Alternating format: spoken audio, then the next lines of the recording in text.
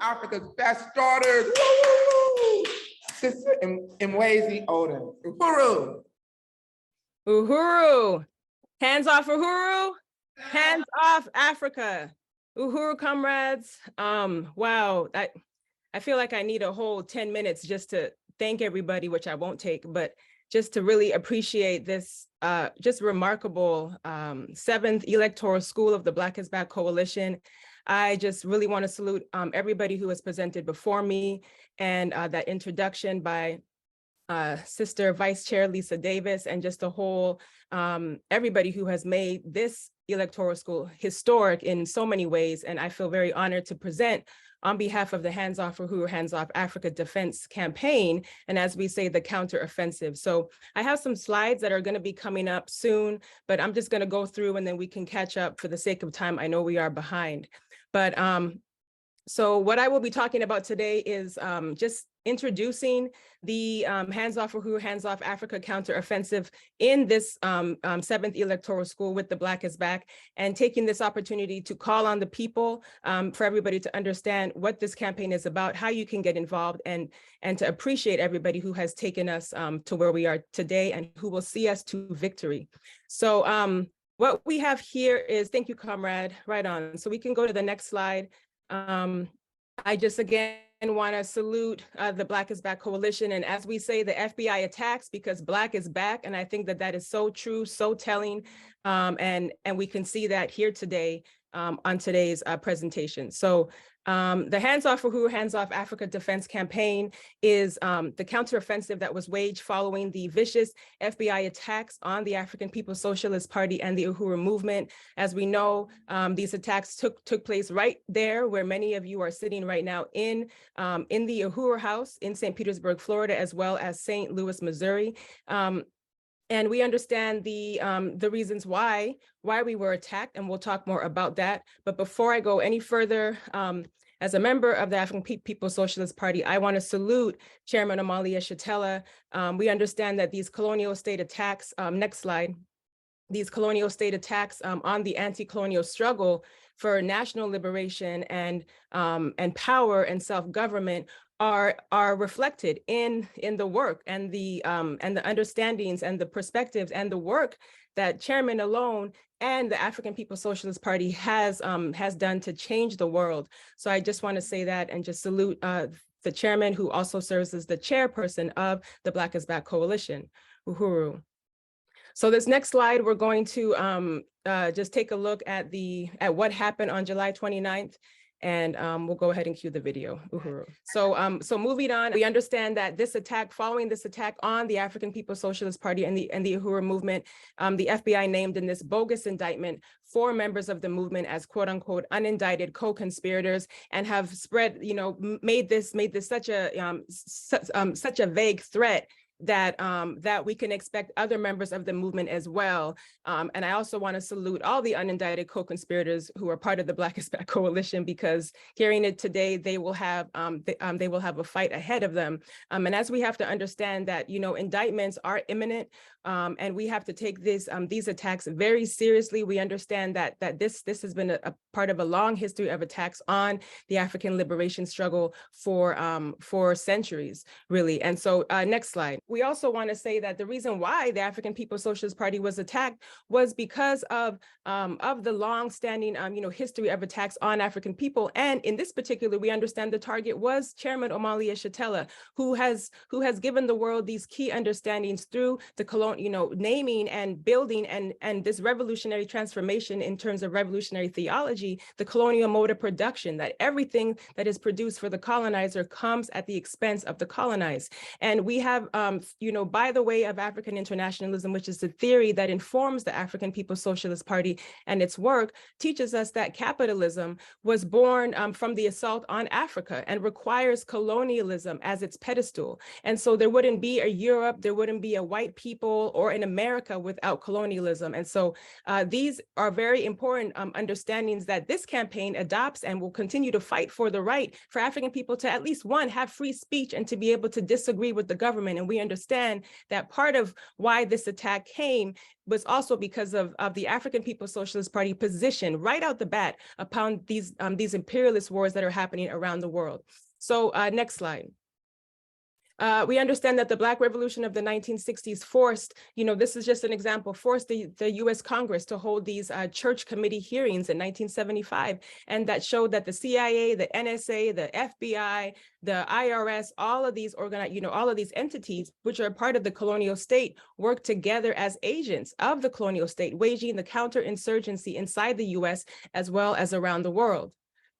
We also understand that the FBI that was formed in 1908 in its early years was used as a counterinsurgency force against other revolutionary struggles, such as the Mexican Revolution, the Bolshevik Revolution as well. And I want to also say that, the party is, the African People's Socialist Party is very clear that, the vision of Marcus Garvey will come to fruition. And this is what guides the work. And as we saw, the FBI in 1919, waged an attack against Marcus Garvey, who again, at that time led a movement of 100 million African people around the world with the slogan, Africa for Africans at home and abroad. And so I wanted to just paint that because we understand that these attacks weren't because members of the movement are influenced, by, are under malign Russian influence, or have, or that Black people, as the chairman has said very clearly, are so stupid that we can't see what is happening to us. These racist, bogus allegations, we understand that it is much bigger than that. And today's, Black is Back Coalition School is a perfect example of why these attacks have happened. But we want to center this on what happened on July 29th, because we have a list of comprehensive attacks that have happened since July 2022 to the present. So we won't have time to show any of these videos, so we're going to move to the next one. July 2nd, 27 days before the FBI raids, many of you who are in St. Pete have an opportunity to see the lot and the flag, and this is what happened. A suspect came with a military-style flamethrower and torched the African flag on July 2nd. On September, and then again, the attacks on the 29th of July, but then in September 2022, a petition that had been circulating since 2015, the Africans Charged Genocide petition, over 130,000 signatures were collected and were miraculously just wiped clean from change.org, as we understand, as a clear attack by the FBI, following these attacks. And on October 31st, a member of the Uhuru movement in St. Louis was arrested for making quote unquote terroristic threats, only to find out that after being not being interrogated for hours, being held behind, not able to see family or make calls, was asked questions about the internal organization of the African People's Socialist Party. So trying to get intel was another way that they were trying to cause division. And then in December 2022, to today, the threats of pending indictments on the quote unquote unindicted co-conspirators, and like I said, others. Then January of this year, a church that the Black Power Blueprint and the party was looking to build, was looking to purchase and to build programs in right across the street from where the FBI raids happened on Redbud. This inferno erupts on this church, and there is no mention of arson or of any other crimes and things that the police could investigate. So we understand this also as another attack. And the church burnings are nothing new. And then in February 2023, the Pinellas County of St. Petersburg, Florida, revoked a grant to the Black Power 96 radio station. This happened in a meeting that was not on the agenda. It was not announced, and they voted and they rescinded this grant, and we are still waiting and withholding, and they are still withholding this funding. And so that's one more. And we understand that even later on, you could see this in the news in February 2023, the colonial media, right, trying to explain something that the African People's Socialist Party has been putting out for years and years around what is happening in the world. But again, colonial media trying to attempt to explain the world's situation as it stands. March 2023, what we are experiencing still right now and waging a fierce fight back is the domestic economic sanctions that took place on the self-determination programs of the African People's Socialist Party. You will see that the US government has now taken it to the step of imposing economic sanctions on the on the Uhuru movement through these programs, APDF, Black Star Industries, and the Black Power Blueprint. Also, these attacks, these economic attacks took place actually much earlier when GoFundMe, who was our first fiscal sponsor as we were receiving donations, withheld $9,000 worth of contributions made to the Hands Off Uhuru campaign for more than 3 months until we had to get our lawyers involved, and then they released the funds. The Facebook fundraiser program also stopped APDF, the African People's Education and Defense Fund, from holding birthday fundraisers that were helping to raise a lot of resources for the Black Power Blueprint. Stripe also for a week withheld and retained all of the sustainer pledges that were coming to the Africans 1 Billion Strong campaign. Regions Bank, which we will talk about, and I will lay that out more, is the most recent attack in this, after a 20-year financial relationship, saying that they want to now discuss the relationship with APDF, and sending a very most unprofessional email to Deputy Chair, who is the president, to Owners Zane, who is the president of these institutions, saying that that they wanted to exit the relationship. So these are just some of the projects that are in the works, that are building for the Black Power Blueprint. And again, these economic sanctions are looming. So, but as the chairman says, and as we are, as is revealed today, we are not retreating. This is the counteroffensive of the Hands Off Uhuru, Hands Off Africa. And when we say counteroffensive, we understand that this is the opportunity for African people to internalize what this means, which means to defend, not in this case, through the Hands Off Uhuru, Hands Off Africa Defense Campaign, next few slides, to defend the African People's Socialist Party, defend Africa, and to defend African people's right for self-determination and independence.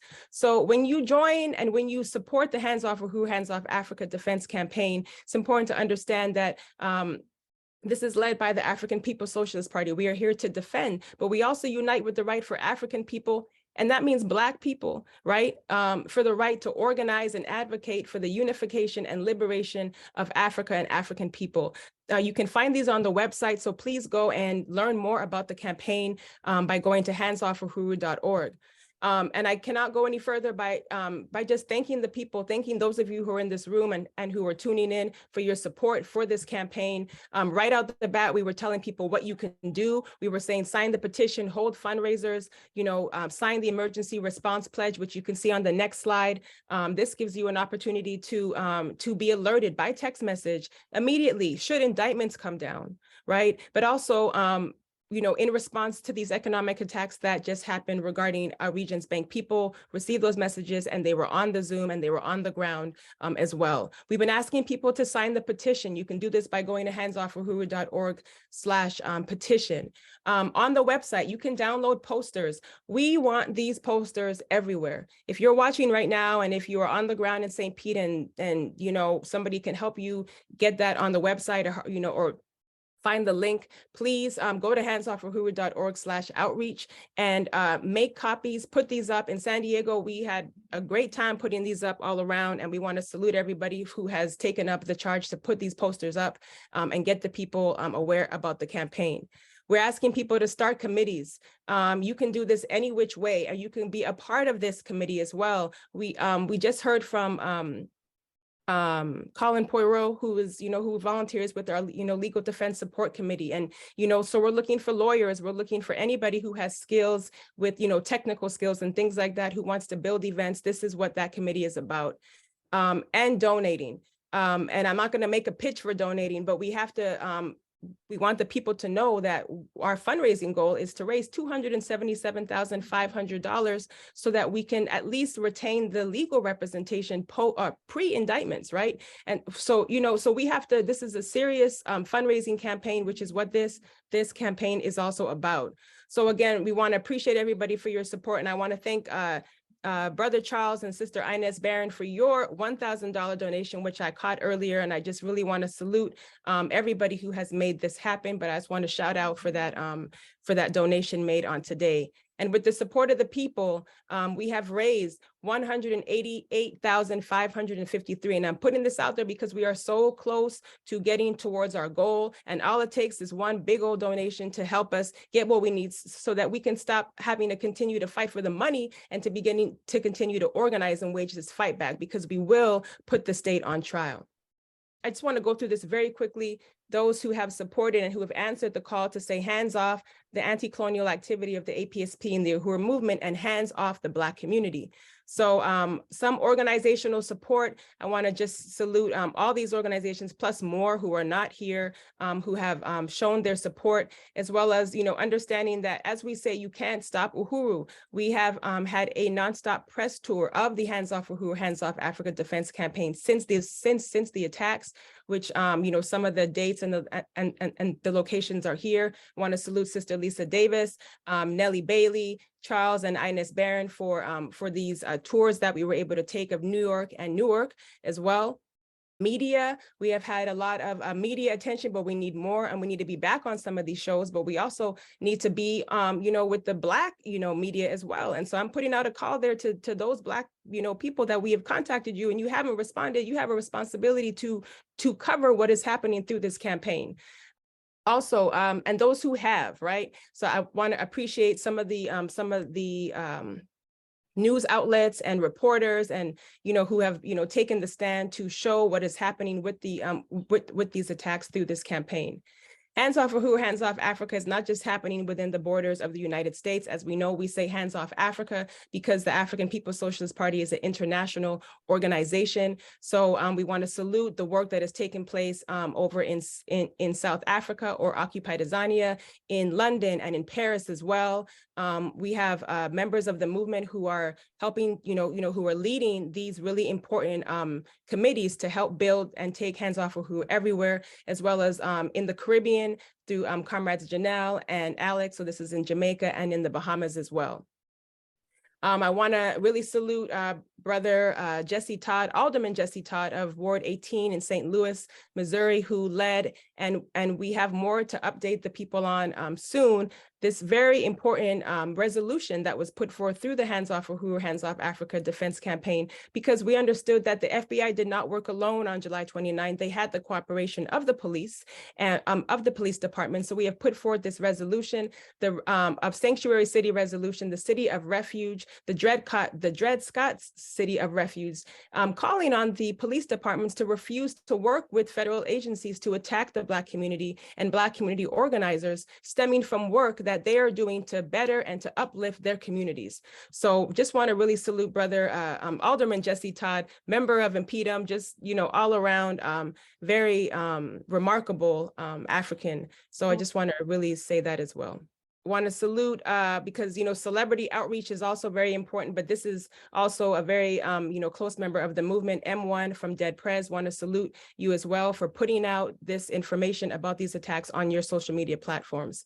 So the last slide there is just the chairman's presentation and the opportunity for hands off. Many of you who are on this call were also there. Sister Lisa Davis is there holding the banner in Washington, D.C., shouting out hands off for who, hands off Africa. We won't watch the next video on the next slide, but I do want to call on the people to come to our mass meetings, to go to handsoffuhuru.org/events. You can learn more about the events that are coming up, about the region's fight back. I'm just going to go through these slides very quickly on the back, but here's some images of those, the people behind Regions Bank. Again, like we said, they wanted to exit this relationship, from lines of credits of which we owe nothing. They have, APDF has to pay $70,000 balance by the end of, April, of this month. These are some of the things that they have attacked by way of the Black Power Blueprint. I cannot go on without saluting Deputy Chair Ona Zane, who helped to really, fully build a lot of these programs. So we're going to just scroll through these images as I talk. You'll get a chance to see some of the work of the Black Power Blueprint that is being under attack by, by Regions Bank. So with the Regions Bank fight back, You can go to our website to learn more, but there was a really powerful mobilization in front of Regions Bank's headquarters on March 31st. So just a few Fridays ago, I want to salute the comrades who made that happen. I want to appreciate Sister Carolyn Mafundi Lake and her family who showed up for the teaching that followed, where we let the people know about racist Regions Bank, you know, which has a CEO that makes $8.4 million a year, which had to pay $190 million just 6 months ago for illegal surprise fake overdraft fees. These are just some of the things, but to understand that Regions Bank is part of the long line of convict leasing, which has also been discussed during this as well. So you'll hear more about this at our mass meeting. Please go to the website, sign up for our email, sign the emergency response pledge. This is how you can keep in touch with the panel or with the campaign. Follow us on social media. And by that, we mean press the like button, press the subscribe, do all the things that you can to get alerts and to show your support. And next slide is just some images that we have of 2 upcoming events, which you can find on our website. And build the tour, get the chairman, get the other members of the movement to your city, help us raise these resources, help spread the work of Black liberation into every crevice, into every democratic space that we can find. As we say, we are not retreating, and we will, comrades, put the state on trial, and we will win. So Uhuru. Uhuru.